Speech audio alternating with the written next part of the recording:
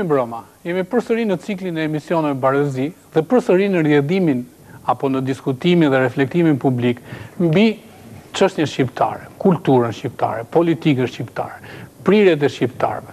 Sot kam deri të prezantoj të ftuarin e radhës, zotin Ylli Polovina, autori i disa librave, komentator i shtypit shqiptar nga vitet 92 deri 97, diplomat në ambasadën tonë në Rom deri para 3 muajsh, dhe tash i pranë Ministrisë së Jashtme shqiptare. Zoti Polovina, ju sigurisht që unë shpresoj të keni ndjekur emisionet tona dhe reflektimet në këndvështrime të ndryshme. Do desha, duke njohur një pjesë të caktuar të librave të tua, po dhe të shkrimeve të tua, do desha një reflektim të mundshëm intelektual mbi një analizë të caktuar që unë po ta parashtroj. Fakti që shqiptarët në përgjithësinë e historinë e tyre kanë patur një handicap të organizimit midis tyre. Dhe fakti tjetër që është po historik dhe po aq i vlefshëm, i mbijetesës së tyre në shekuj, dhe që janë sot më solid se kur. Ju duke qenë dhe studius i relacioneve ballkanike të popujve të ndryshëm, veçanërisht atij serb me atë shqiptar, veçanërisht atë të Kosovës, sigurisht. Si e shikoni një fenomen të tillë që në një koncept është kontradiktor, po është faktiv? Pra mos organizimi i shqiptarëve drejt, një penalizim i caktuar për këtë handicap dhe mbijetesën e tyre në shekuj. Tani jo vetëm se edhe unë jam përpjekur të vëzhgoj, por ka një thesar të vërtet të studiusëve shqiptar, të historianëve shqiptar, të sociologëve shqiptar, veçanërisht të historianëve shqiptar. Edhe duke referuar gjithë një atyre dhe duke e ditur se klasa jone historianëve shumë gjakftot dhe shumë jo shoviniste, me fjalë shumë civile, kam përshtypjen, domethënë jam i bindjes si dhe atyre që ne mbijetojmë, kemi mbijetuar madje dhe do të mbijetojmë kështu në mënyrë brillante, sepse jemi popull shumë i lashtë. Domethënë nuk kemi të bëjmë me propagandë. Unë kam patur rastin që në Itali të kam pasur kontakte të drejtë për së drejta me komunitetet albresh atje.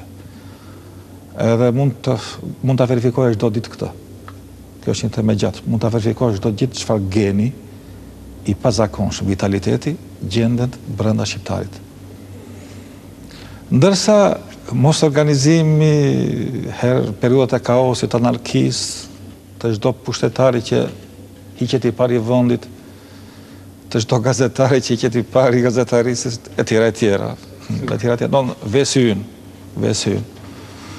Vjen mendoj sepse ne brenda natyrës sonë, si shqiptar, e kemi në doza normale individualizme. Do më thënë, ne bëjmë prokopi, ne ecim, ne lullëzojmë, si individ. Jemi të pazakonshëm. Për shembull, po ta shikosh zhvillimin e shqiptarëve të pas vitit 90, me ata të popujve të tjerë kolegë, s'po përshkruaj Hungarinë, e sipër, sepse ka të tjera dimensione, mentalitete, ritmet, u skëput nga komunizmi në kuptimin brutal, nga komunizmi i egër, socializmi pak më shpejt e tjera. Po, qofse flasim për këtë sektorin tjetër të Eurolindjes, në 10 vjetet e fundit, 12 vjetet e fundit, lullëzimi i individit shqiptar, ka dhe që janë varfërisht kuptohet, po përgjithsisht, lullëzimi i individit shqiptar, është i pakrahasueshëm. Ky individualizëm që kemi ne, prodhon një diçka tjetër, pasaj që ne nuk kemi shumë të prirë, ende nuk e kemi të formëzuar ndërgjegjen, natyrën, karakterin, pasionin, vullnetin për kolektive. Të tremur për nga komunizmin që nuk kolektivizoj vetëm baktita, pati tendencat kolektivizon të njerëzit, i reshton të njerëzit. Komunizmi pati arriti tek njerëzit e thjeshtë të shqiptarët, që i besuan shumica tyre, tu shkakton të një ndjej neverie ndaj bashkësisë, ndaj komunitetit, ndaj publikës, ndaj të përbashkët. ishin të sforcuara. Në fakt, zoti Pollovina, unë me që po flasim për një periudhë shumë të rëndësishme të historisë shqiptare, që është e diskutueshme në të dyja dimensione, atë negativ, dhe pjesën e saj pozitive. Sigurisht. Unë do thoya, sigurisht ju ma kundërshtoni, do thoya që e keqja më e madhe e kësaj periudhe, këtij sistemi, ishte që konceptet kombëtare të organizimit mbi një thelb kombëtar i ktheu patriotizmit, e ktheu në militantizëm. Pra, ndoshta ju i keni përjetuar njësoj si unë, edhe më vonë, ndoshta me një eksperiencë dhe këndvështrim krejt tjetër gjatë periudhës diplomatike, që shumë nga shqiptarët, pjesa më ulët të shoqërisë në momentet e caktuara mohonte dhe të qenurin shqiptar. Unë them, sipas mendimit tim, ky ishte një rezultat i sistemit të egër komunist, i cili patriotizmin e mirëfillt e ktheu në militantizëm. Interpretimi juaj. Po, ju keni shumë të drejtë në rastin konkret, qofse kalojmë bisedën këtu. Për arsye sepse si çdo tepri, adetarizmi shqiptarëve atyre që ishte shumë i madh. Të paktën unë kam njohur disa njerëz që në regjimin komunist donin atë dhënë gjë në sakrificë sublime. Mund të vdisin në kufi fare lehtësisht për ta mbrojtur vendin e tyre. I egzageruar natyrisht në momentin kur komunizmi ra dhe panë që kishin jetuar me triska, me bono, në varfëri të mirë, që kishin bufet një lloj, vetëm një tip bufet, që s'kishin makina, që s'kishin ndahesh një ushqim mizerabël mishi, për shkak të faktit që çdo gjë ishte gënjeshtre. Kjo Shqipëri tani, që ata kishin dashur kaq fort dhe duan. Kur u ha para botës dhe kamerat regjistruan pislëkun, pjesën e pistë, jo shpirtin e shqiptarëve, i vurin në pozita të vështira shqiptarët. Nuk mund të krenohet, unë e quaj një traumë të përkohshme, domethënë, jo një grop, ose si i thosh një njollë të zezë në patriotizmin tradicional shqiptar, normal. Ata nuk ishin me se krenoheshin, kështu që vetvetiu bën prap tazi. Më të rëndomtit, më vulgu, ndoshta tentuan të mohonin Shqipërinë ose të përgojonin atë të thoshin që atje si jetohet. Unë kam thash duke cituar më pas, duke referuar njëjtës situatë momenteve kur kam qenë në Rom. Atje ka situatë krejt tjetër. Vërtet gjenden të veçuar këta njerëz që nuk pëlqejnë t'u citosh Shqipërinë sepse për një pjesë të opinionit janë klandestin, trafik, drog, vrasje në Milano, krimet përbindshme që bën një pjesë e vogël e emigracionit shqiptar. Krimet përbindshme, si bën asnjë emigracion tjetër. Ato që bëjnë shqiptarët atje, pra këta shqiptarë të mbrapsht. Atje unë kam ndeshur patriot me qindra e qindra emigrant shqiptar që kanë një ndjenjë patriotizmi të pazakonshme. Unë them e kemi rifituar kohën. E kemi rifituar, ka më shumë patriot atje se shpesh këtu, kur natyrisht e shikon më afër një bezdi, një mungesë pune, por pasi kanë siguruar punë, kanë rregulluar jetën e tyre. E shikojnë me shumë mall Shqipërinë edhe me shumë atë dashuri. Sigurisht mund të harrojnë kurrë dhe me siguri mendojnë të kthehen me një projekt caktuar. Ai është një problem tjetër. Unë kam mendime të tjera shmirtërim për mua. Domethënë nuk kam të mendimin që këta që po ikin do ta shkatrojnë të Shqipërinë. Ata heqin një pjesë të trurit, një pjesë të Shqipërisë, shpesh Shqipëria ose mekanizma, institucione nuk kanë shumë nevojë për atë tru, vetëm bëjnë propagandë. Po atje ata po stabilizohen, po krijojnë italianë krenon me Italianë e dytë, janë integruar. Edhe vetëm shqiptar. Kështu që do t'i kemi nesër dikë pilot, dikë karabinier, dikë oficer. Ju kthyer fushës në cilën juve dhe keni hulumtuar për relacionet serbo-kosovare. Unë shoh duke qëndruar edhe në konceptin e diskutimit, thosh që diferenca e të konceptuarit të patriotizmit në Shqipëri është ndryshe në Kosovë. Kjo ka ardhur sepse ata kanë pasur një sistem sundues të huaj, dhe ndërsa ne kishim një sistem tonin sundues negativ. Dhe që mund të na thoni juve në interpretimin tuaj për këto relacione, për këtë gjenocid të pafund serb ndaj këtij populli, në 99-ën rifitoi një liri të munguar për vitesh, ndonse me ndihmën e aleatit të madh NATO. Zoti Nori, kisha shumë kënaqësi të thosha që kemi një lloj ndryshimi. Së pari, serbët janë fqinjtarë, edhe nuk duan projektuar ose duan futur në optikën tonë si armiq. minimalisht, si janë miq, sa më keq, po t'i vendosim si janë miq shekullor, të pandryshueshëm. Por kemi disa ndryshime që kanë popujt. Për shembull, nacionalizmi, adetarizmi, nacionalizmi slav është mbrojtur mbi disa mite krejt ndryshe nga tonat. Unë jam nga ta që nuk besoj në dëshirën për të çmitizuar ato pak mite që kemi.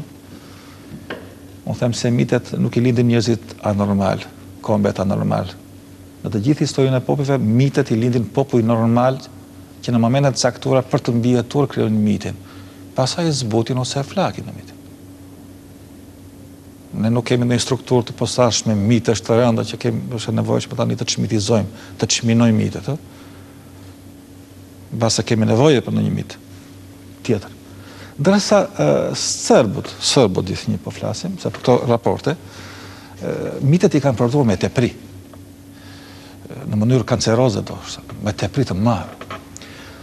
Edhe të prodhosh mite me tepri të madhe, mite nacionaliste me tepri të madhe, qoftë Car Llazarin, qoftë Kokat e Prera, qoftë Betejat Humbura, që nuk janë, ne nuk mund të mitizojmë një betejë të humbur, në shqiptar jemi krenar, edhe Sërbët janë krenar, po besa duke ka ndryshim, ne mitizojmë dhe popujt tjerë fitoren.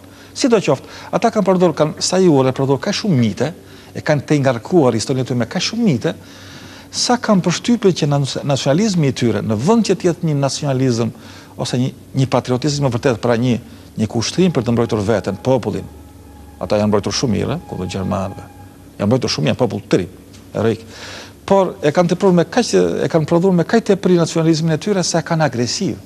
Domethënë, e kanë parë nacionalizmin e tyre për të shkuar në Prishtinë, për të shkuar në Shkup, për të shkuar në historia e tyre. Ata kanë dalë në Egje. Ata do thënë, jeni vetë njëri i stërvitur në studimin e historisë, do thënë, vetëm historitë e pushtimeve, ripushtimeve të Durrësit, ose impleksit e tyre Gjerdë Mamet Zogun, pleksit e tyre në të njëshin në Shqipëri. Janë të mpleksur ata me shumë gjëra në Shqipëri. Në kuptimin që nacionalizmi i tyre është agresiv, është kundër një populli tjetër, ose dy popujve të tjerë, ose popujve të tjerë. Ne nuk e kemi këtë. Nacionalizmi është shumë paqësor. Mund të klidhë ndonjë njeri për ndonjë Shqipëri të madhe, ndonjë periferik, njeri që se përfill njeri, por nacionalizmi shqiptar është shumë i pastë, shumë i kthjellë, nuk është mishoven. Kështu që kur shikon ndonjë flamur kombëtar, kështu në një shtëpi banimi që ngre njerëzit, që bashkë me shtëpinë, më të shtrenjtë njeri nuk ka se shtëpia, të paktën ne që dolëm pas një kohë të mbrapsht. Ngre flamurin kombëtar, do t'i falësh kësaj logjike, këtij popullit. Do t'i falësh. Nacionalizmi fare i botë, vatullën, gurin dhe pas dhe flamuri. Kujt i kemi rënë në qef. Kështu që kemi ndryshim. Sigurisht, po në konceptin që në fakt gjenocidi serb është shekullor.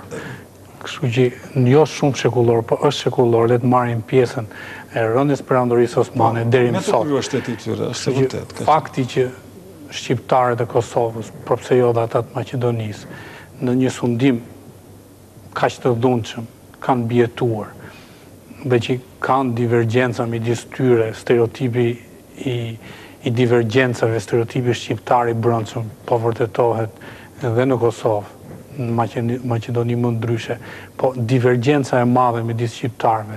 Cila është kaku që i ka bërë këta, megjithëse janë divergjent në vetvete, në koncepte, në alternativa, të mbjetojnë një koncentrim të këtij mendimi të doja unë zoti Polovina.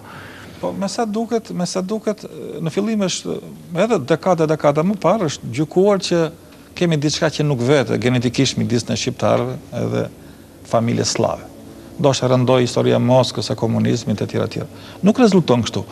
Po ta shikosh tani shqiptarin, po edhe para 10 vjetë, 15 vjetëve, ai me slav, qofshim Alazec, Maqedonës e tjetër, ka shkuar disi më ndryshe, më miqësisht se sa për shembull me serb.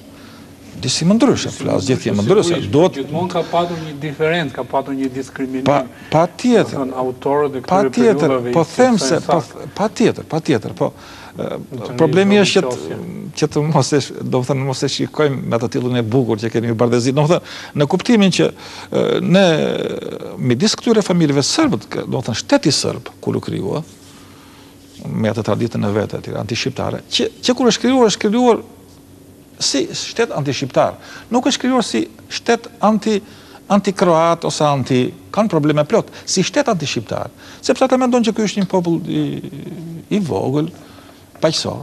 Unë mendoj se jemi një popull paqësor, nuk jemi agresiv. Të ishim agresiv, mbase kujtoja një polemik në një televizion privat Napolit, të Salernos me një fjalë në kohën e debatit, që ju thash ishin rreth 9 senatorë, 8 deputet parlament italian në debat, e i thash dëgjuat gjë që në Beograd tjetë thyrë në një xham, të këtë që një akt terroristi, një kosovari, një shqiptari, një të jetë thyrë një xham, të jetë thyrë një fener makine. Në thënë, emi shumë paqësor. Absolutisht, ko shket gjën ku të duash, nuk... Atëherë këta terroristë të famshëm mu ta bënin një gjë fare të vogël në Beograd. Kështu që në thelbin e tij do gjetë një popull të vogël edhe shumë paqësor, siç jemi ne, defensiv nga natyra. Ata na kanë me qaf shumë, shteti, modeli i shtetit serb. Jo populli serb, sepse ai masë është mobilizuar, doktrinuar, po modeli i shtetit serb është ngritur me një krim. Mbi krimin e terrenit neve më qaf. Si ja kanë mbajtur me grekët, kanë bërë aleancë e bërë miq. Se kanë mbajtur me bullgarët, sepse kanë kthyer atë shtetet fuqishëm. Kështu që nuk është e denjë për një shtet, për një model të ngrihet mbi fatin e keq të një populli që vetëm ka dhunti të mbrohet. Kështu që me ekstremistët e tyre, siç është Milošević, që është një njollë e turpshme në kontinente, në historinë e këtij mijëveçari. Është një turp i madh, sigurisht ai genocidi i përbindshëm, ai ato mitinja e histeri e 89 si që mbani më shumë mirë, ato mitinja që mbaronin ndaj të gdhir, ku mitingashët ish partizani qetnik, me kapela, me gjithfar hyesh, apo stema, shqiponjash, në shije, në ndiell, kur vinte, ulërinin poshtë, do të thënë, është një genocid, me një fjalë. Kjo ka ndikuar. Doja t'i referoheshim dhe periudhës së pas luftës dytë botërore, në organizimin e Partisë Komuniste Jugoslave, në premtimet që i bëri ajo populli Jugoslav për vetëvendosje. Dhe pastaj po të shohim Jugosllavinë më pasme, entitete në numër shumë më modeste sa shqiptarët e Kosovës, u bën republika, ndërsa Kosova ndeti krahin. Në këtë koncept, pse kaq urrejtje, kaq frikë ndaj këtij populli që në numër ishte më i madh se populli caktuar. Po, më duket se frikë serbët nuk kanë nga shqiptarët. Ndaj një shteti shqiptar, ndoshta ndaj një organizimi shqiptar, jo në konceptin e thjeshtë ndaj shqiptarëve. Kam qenë i prekupuar për këtë temë dhe kam bërë disa vizita në Akademinë Hungareze të Romës. Kam mbajtur shënime për diçka që po shkruaj. Kanë raporte të tjera serbët për shkak me hungarezët, edhe nuk dua të hyj kësaj pune edhe ku qëndrojnë ndonjëherë. Unë nuk jam nga ata që mendoj për shkak si shumë që si të gjithë, domethënë që shqiptari i Kosovës është një model qytetar. Modeli mirëkuptimit e tolerancës. Nuk jemi të gjithë plot. Por desha më shumë edhe një të ritheksoj ato që ju me të drejtë i kapni, i riktheni në histori. Që shteti serb se ka petkun e monarkut Karađorđević, se ka petkun e Titos, e një neokomunisti, nuk ka qenë kur i dëshiruar për të qëndruar një Shqipëri në këmbë. Kosovën e kishin marrë me firmën e kontinentit të fuqishëm të Evropës. Nuk e kishin pushtuar. Ata kanë bërë shumë pushtime, po në rastin konkret e kishin detyrat. Kështu që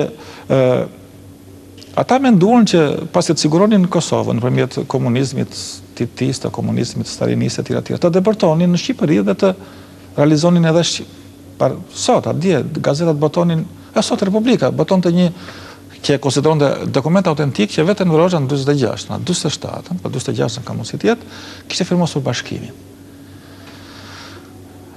Duke që se ishim shtet i lishëm dhe ne se bën dot, edhe për shumë arsye të tjera, kështu që Iran më shumë, më qafë Kosovës, dhe ndërtuan raporte, titulli disi me një genocid më të fshetë, me një genocid tronor, cerebral, kulturor, më gjitha i bëri vrasje, bëri spostime populate, po pasaj kur unë plakë dhe u konsolidua arriti të jetë miqet në zotërimin e Kosovës. Në raportet midis shtetit serb edhe Kosovës, genocidi komunist, shto pasaj ato 2-3 vitet e erta të lidhjes Enver Hoxhës me Jugoslavët e quashin, ose prania e të dërguarve të Titos që ndoshta kanë ndikuar në mënyrë decisive në vendimet e Partisë Komuniste, ose në plenumin e Beratit, ka një prani të lemerishme të njerëzve, jo thjesht të Vukoanović Tempës, të njerëzve të Titos, të cilët sigurisht historian me shumë përvojë këtu paraqisin prova që ata janë shtypësit e luftës civile, në kuptimin e nxitjes, e prishjes smukjes dhe të futjes shqiptarëve në atë luftë vllavrasëse, a duhet të na shoh siç është, luftë civile, ishte luftë civile paçka.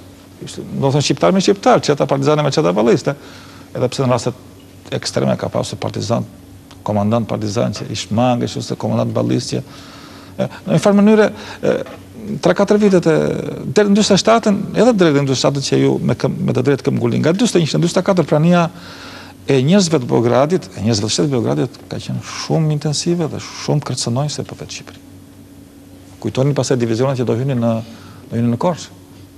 Ju si mendoni, zoti Pollovina, loja që ka bërë zoti Hoxha gjatë periudhës së tij të sundimit në Shqipëri me zotin Tito, ka qenë e shtirur, në konceptin që në një farë mënyrë ata janë marrur vesh dhe mbi këtë analizë që sapo sollët. Enver Hoxha nuk e hapi kurrë çështjen e Kosovës. Mbi është folur edhe për momente të caktuara që ka pas pretendime për ta hapur dhe ajo nuk është hapur. Apo kanë qenë vërtet relacione të aspra midis tyre gjatë kësaj periudhe. Mendoj sipas rregullit që politikanët nuk janë sinqertë së pari. Kështu që në elementet në raportet midis Enver Hoxhës dhe Titos ka thjesht hipokrizi. Raport forca është raport ndihmash reciproke. Edhe duke qenë se Tito arriti të influencojë edhe në mbajtjen e kanë shpëtuar Enver Hoxhën, Plenumin e Beratit e kanë shpëtuar ata, siç e kanë deshur të Agropos të shpëtonin, do ishte të tjerë lider. Kështu që në një farë mënyrë Enver Hoxha kishte nevojë për ta. Ndërkohë që titistët në një farë mënyrë lakmon shumë, ecën shumë, mbështetën njerëz të tjerë, spojimi historisë Koçit Zozën e tjerë, do të thënë, fillon të luanin siç është cinike politika, Enver Hoxha bëri hipokrizin tjetër brenda komunizmit dhe u lidh me Stalinin, shfrytëzoi informbyron. Kështu që në raportet midis Shqipërisë ose Hoxha në këto raporte ka qenë i shtirë si të gjithë të paktën politikanë demagog të asaj ideologjie bolshevizmi. Por mendoj që natyrisht ai është shumë mëkatar përpara Shqipërisë, po e donte Shqipërinë. Sipas mënyrës së tij e donte. Domethënë, ai ishte një nacionalist. Të dashur të javë kolekt në interpretim në një kohë të dytë më interesante ndoshta, ti kthehemi gjeopolitikës. Faktori ndërkombëtar që kur e formoi këtë principat të pavarur shqiptare për Shqipërinë e sotme. Se i thoni principat? Po si principat unë njoh atëherë. Pastaj. Në Princviti. Në Princviti.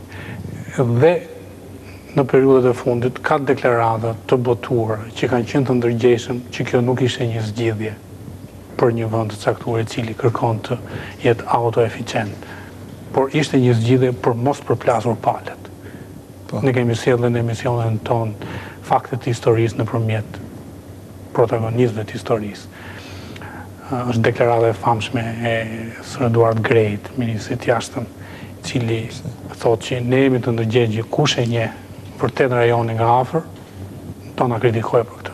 Por e bëjmë që vetëm mos përplasen palët. Dhe shumë territore shqiptare u lanë jashtë kësaj principate atëherë në shtetin pavarur sot. Nga shumë studiues thuhet që asnjë qeveri në këtë vend nuk mund të mbjetoj gjatë pa patur mbështetjen e një vendi të huaj, veçanërisht ekonomik, por sigurisht kur ka ekonomik ka dhe politik. Ju si e shihni periudhat historike të caktuara, për shembull periudhën e Zogut, si e zgjidhni Zogu këto disekuilibre të caktuara midis vendeve fqinj dhe interesave të kundërta të tyre, dhe si i zgjidhni Enveri? Tek shfatet e Shqipërisë së vogël dhe të dobët, se ka një shekull e ca që vazhdon të jetë dobët, shteti më i ri është sot e kësaj dite. Edhe shteti është akoma më i dobët se ndoshta 39-ën. Vazhdon i dobët, është e vështirë për arsye sepse këtu mpleksen interesa të fuqishme, shumë më të fuqishme aq sa Shqipëria është një skakier fare vogël, nuk mund ta lëvizin e tjera. Këtë opozitë është shumë e vështirë ta drejtosh shtetin. Edhe tani mbas këto vitet 90 ose në vitet 2000, është shumë e vështirë sepse tani plekse dhe interesat ndaj ekonomik. E quajtura lufta e korridoreve tira është një nga kulmet që zhvillohet. Kush e ndjek nga afër me protagonistë këtyre korridoreve vën re. Është motori i kësaj lufte të fshehtë. Është tregon një nga pamjet, është një nga pasqyrat se si në pleksen tronditen luftohet për ekonomik, kështu që për posedim ekonomik. Në këtë rast, ta drejtosh Shqipërinë është e vështirë, domethënë janë ronjë ata që janë për të respektuar ata që marrin përsipër frenat e qeverisjes. Kështu që edhe veten Enver Hoxha ose Ahmet Zogu që ju e cituat, është figurë interesante. Ka një lloj figurë interesante Zogu, po kam përshtypjen se kemi nga që kanë kaluar shumë vite kështu, sidomos marshkas dhe nga kjo nga një lloj entuziazmi për të kthyer familjen mbretërore e tjera, që është normale. Entuziazm nuk ka, por flitet për kthim të familjes ka letra të dërguara nga X njëri i madh që është nuk hyn në dimension dhe një entuziazm që përfaqësoj stresa. Kam frikë sepse më kujtohet. Se duhet të them frikë zoti Pollovina. Jo, kam drujtje. Kam drujtje. Faleminderit për korrigjimin, po kam drujtje sepse në vitin 97 për shembull kam parasysh tani fizionomin fytyrën e kryeministit Majka. Atëherë lider, një nga liderët e partisë. I rinin rrotull, lekës që zbarkoi, i rinin me një thua kishin gjetur Shqipëria më në fund. Ai është një figurë që ka vlerën e tij. Kishin gjetur baban e kombit. Në kuptim kam përshtypjen se përsëritet një lloj egzagerimi. E duhet të them që ndaj Zogut kam përshtypjen. Jemi në tunel zoti Pollovina, dritën më të vogël që shef nisës drejt saj. Dakor. Kjo vërtetu që nuk ishte dritë megjithëse është diskutuar. Problemi është se ne gabojmë kur gjejmë dritat. Do të thëna duket drita shpesh mirazhet. Historia jonë specifike. Por e kam fjalën këtu që dosha më shumë këtu duke më shtetur idenë tuaj që Zogu është figurë shumë interesante, nuk janë për atë ridimensionim pak të tepruar të figurës së tij në kuptimin për jo mitizim, po një farë, nga që kemi rënë në qafë më shumë nga ç'duhet, komunizmi ka më shumë në qafë, ndoshta ka një lloj rikopensimi të tepruar. Por Ahmet Zogu u përpoq të bëj shtet sipas modelit të tij, po të bëj shtet. Domethënë, fuqia e lekut që njihet. Vendi i hapur. Mos kthimi i tij, mos ndrimi i Shqipërisë në një vend fashist kur mbretër të tjerë, se ishte vetëm shpallëmbret, u pajtuan me Boshtin, italo-fashist, atë të japonez me fjalë, me Boshtin e madh.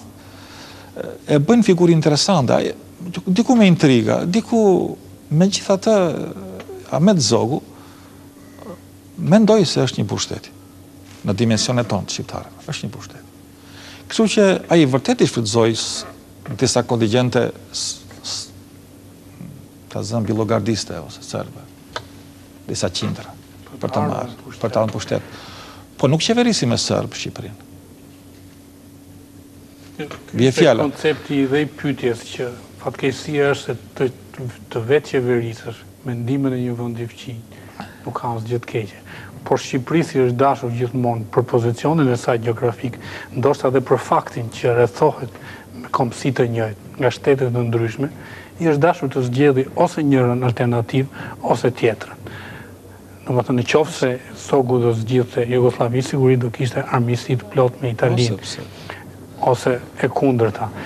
Kjo në një farë mënyrë mund ta interpretoni ju zoti Hoxha e zgjidhi në një mënyrë tjetër, me një asnjësi, ndonse ishte në kosto e tëra e popullit shqiptar. Asnjësi sepse Zogu për shembull u përpoq të bënte një lloj ekuilibri të tij. Ekuilibri i tij ishte ai që me serbët natyrisht i shfrytëzoi raportet me ta dhe pastaj vuri një lloj kufiri me grekët shpesh është treguar. Ata tentuan dhe ta ekzekutonin. Ta ekzekutonin. Kështu që me italianët është përpjekur disa herë të ketë raporte, natyrisht mori një sasi të madhe ndihmë e tjera, po është përpjekur të marrë raporte për të ruajtur integritetin e vendit të vet. Nuk është intara me Zogu në konceptin e ideologjisë së vjetër që kishim. U përpoj të mande një ekuilibër me një fjalë. Atëherë ai nuk u lidh, ndoshta këto fuqitë më dhat nuk ishin si më pas, si për Enver Hoxha. Enver Hoxha ekuilibrin e gjeti ndryshe. Ndërsa Ahmet Zogu përpoq të hapte vendin, të zhvillonte në një farë mënyrë do pak ekonominë, ai sa mundte natyrisht, jo arsimin për fat të keq, arsimin. Enver Hoxha jetoj në kohë super fuqish, kështu që lozi me 17 për të rrotë ekuilibrin. Lozi me Bashkimin Sovjetik, u bashkua për sa kohë interesat e tyre, pastaj nuk shkonin me interesat e tij personale, se natyrisht nuk ishte divergjenca ideologjike. Pastaj me kinezët. Dhe pastaj i mbetur vetëm, kjo lojë e madhe me fuqit. Na mbrasti të neve një lloj kulture çik se që ne shqiptarët në mënyrë tradicionale jemi rreshtuar me më të fuqishmin, kjo është fakt historik dhe nuk është ndonjë gjë e turpshme. Edhe Imperatori Osmane një jetë, nuk është ndonjë gjë e turpshme. Nuk ka qenë një rezultat pozitiv për çështjen shqiptare. S'ka qenë, po shpesh fqinjet na kanë disa fqinj na kanë kaq me qafë, sa vetvetiu do të gjeni 23 qoftë nga ato stre që pikonte. Po që ka qenë gjithmonë në konceptin gjeografik në distancuar. Zotë Ylli, një pyetje të fundit. Ju, Shqipërinë e këtyre viteve, e shikonit të shkëputur nga këto pendje historike për cilat ne diskutuam, apo me ekuilibra të reja? Situata geostrategjike ka ndryshuar rrënjësisht. Dhe më duket që politika jashtme e Shqipërisë, flas gjithnjë tani jashtë, si vëzhguesi i saj, më duket e rakorduar mirë, që e për mirë. Në raport me fqinjit, në raport me Beogradin, me Athinën, me Romën, me Shtetet Bashkuara të Amerikës, duke të përparësinë në Shtetet Bashkuara mua më duket në mënyrë matematikore. Po thash për detaje që ato varen nga diplomat të veçantë, varen nga punës të veçantë, nga ambasadorë e tjera. Më duket unë e gjykoj të arsyeshme, mund të jetë e gabuar. Kështu që ekuilibri që gjetur tani, edhe sipas ndryshimeve gjeostrategjike që ndodhen edhe mbas 99-s në Ballkan, mendoj se është një themel ku ne mund të mos kemi shqetësime shumë vëzhgues, ndonjëherë këta liderit politik theksojnë që në Shqipëri nuk do të ndodh mos keni merak, do të asnjë gjë. Nuk i thon kot. Tranzitat që kanë ndodhur në Shqipëri shpesh kanë pasur një mbështetje nga tronditet gjeostrategjike, nga ndryshimet jashtë territorit tonë. Këto kanë mbaruar. Toka pak a shumë ka zënë vend. Në këtë tokë, të rajonin ballkanik, kemi pothuajse po zënë vend ne. S'do të kemi probleme gjeostrategjike, fërkime, interesash, ekspansion të këtij shteti, ekonomia. Jo gjithë rajoni ka mbaruar në konceptin. Mendoj se ka mbaruar. Atëherë pyetja është drejt për drejt. Kosova, si dhe studiusi i saj, do ta fitojë pavarësinë? Është çështje tjetër fitoria e pavarësisë. Kosova ka fituar. Në çfarë kuptim? Është protektorat ndërkombëtar. Domethënë, mua më duket se mund të jetë përjetësisht protektorat ndërkombëtar. Patjetër, bile kishte një shkrim shumë të bukur, shumë interesant. Mustafa Nano, shumë interesant ishte. Sot duket treguar që është vjetëruar, rezoluta, e dinë dhe specialistët vjetëruar, po ato shkresat kanë një periudhë vjetërësimi, gjenë momentin e ndryshimit. Por unë kur them që zoke ndryshime gjeostrategjike, kanë parasysh ndryshimet që ndodhin në rajonin ballkanik. Ndryshimet gjeostrategjike në Ballkan nuk ndodhin me ndonjë tavolinë dhe një koktej. Ndodhin me Kalashnikov. Po ato duhet nisë. To janë mbyllur. Jo, janë mbyllur ato. Janë mbyllur sepse ato na kanë rënduar edhe në faktin gjeostrategjik të vendit tonë. Domethënë, ndryshimet e dhunshme kanë ndryshuar. Natyrisht, edhe Malezim do bëjë një referendum, mund të shkojë. Çështja e korridoreve do jetë kaq situatë optimale. Ne do jemi dëshmitar. Ka kohë, por do të mendoj se ka kohë. Jo në kuptimin për t'u lënë, po edhe konceptet e pavarësisë janë ndryshe. Unë mendoj që politika shqiptare ka për detyrë që të parashikojë të ardhme politike si të rajonit, si të shqiptarëve, sigurisht në këtë koncept. Një rajon i ndërtuar me frym pak a shumë europiane, siç është, po të kenë shqiptarët edhe serbët Brukselin qendër, natyrisht ata carohen ku ka Beograd. Ka një propozim shumë interesant, zoti Pollovina, që sigurisht dhe juve duhet ta keni asur, të zotit Fatos Nano, për një Schengen në Ballkan. Them që një projekt i tillë në rast se do të praktikohej, do të sheshonte shumë jashtëzakonisht. Unë besoj, unë nuk e di sa në të gatshëm, për shembull, figura tjera politike, të Ballkanit e tjera, një Schengen, pa u integruar në Ballkan, pa u integruar, pa mbaruar ky proces, jo se do të mbarojmë dhe pastaj të rifillojmë atje, po pa dhënë shenja që ne mund të integrohemi të gjithë në Ballkan, nuk mund të integrohemi kur, është absurd. Kështu që Schengeni ballkanik është një. Them që disi jo shumë i shpejt, sigurisht, sepse nacionalizmat në Ballkan janë akoma të fuqishme. Kë vjet resi në popuj që bëjnë pjesë në Bashkimin Evropian, por sigurisht dhe në vendet e tjera fqinj. Them që kjo është një rrugë jo e shkurtër për të bërë. Patjetër, zoti Nuri, po nacionalizmat janë që nga i grek. Kujtoni nacionalizmin aq agresiv të 4-5 vjetë më parë, që është një shtet i konsoliduar demokratik Greqia është. E nacionalizmet e tjera janë zbutur, nuk janë zbutur, kështu që ka një teren të pjellor për t'ja hequr kësaj punën. To marrëdhëniet bilaterale, paktet ekonomike, marrëveshjet, nuk kemi rrugë. Të fundit në Maqedonin ka një vizitë zonjës Meksi në Kosovë. Kosovë, zoja datën e Malinezi hap pikën kufitore. Kjo është starti një Schengen. Është një mrekulli. Në kufi me Malinezi, që është një rip tokë, ta hapësh 3 pika kalimi, sepse i bie më shkurt për në ulqin nga kjo pikë, janë hapje të mëdha. Duke kujtuar, duke u kthyer retrospektive në konferencën në Londës, kur u bë principata e atëherë në shqiptare, në shumë dokumente zyrtare, cilësohej sakt që kufit midis këtyre vendeve duhet të jenë të hapura. Pra ata e dinë shumë mirë që shqiptarët e ndarë në këtë vend nuk mund mbjetojnë. Ata mbjetuan sot inshallah nesër në një Ballkan me një koncept të Schengenit. Duke u falenderuar zoti Pollovina për të gjithë argumentat dhe interpretimin tuaj, ju them se në emisionin e ardhshëm, në një këndvështrim tjetër, do ju analizojmë përsëri kulturën, politikën dhe historinë e Shqipërisë, të lidhur sigurisht me ditët e sotme. Faleminderit. Faleminderit. Në emision.